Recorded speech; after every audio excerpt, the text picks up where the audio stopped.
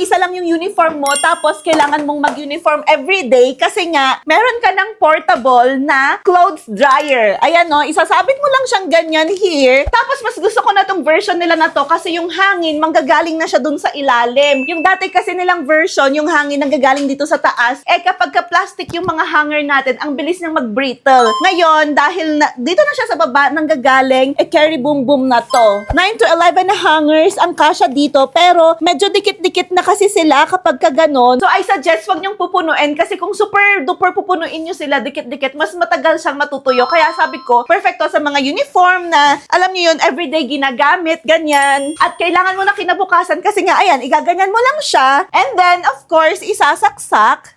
Tcharan! O, diba? Nag-on na siya. Meron siyang pindutan dito sa side. Tapos, may timer siya dito. 1, 2, 3, 4. Ayan. So, ito, may sterilization mode din pa pala siya. So, ito siya. Kapag ipipindot mo, ibig sabihin naka-sterilize siya. Tapos, may levels din pala to, ha? Meron siyang level 1. Pagka papalan yung level 1, i-press nyo lang sabay. Ayan. Ibig sabihin ng care mode, mas hindi masyadong warm yung lumalabas na hangin. Parang nasa delicate mode siya. So, para sa mga sensitive na mga tela, ganyan. Pero kung carry bells naman sa inyo yung kung mas warm yung gusto ninyo, i-long press nyo lang yung dalawa, ayan, nag-2 na siya. So, yun, ayun. Ibig sabihin, mas mainit na yung mga nilalabas na heat dito. Ayan, siya sa loob. Kung nakikita ninyo, ayan, ganyan yung itsura niya sa loob. O, diba?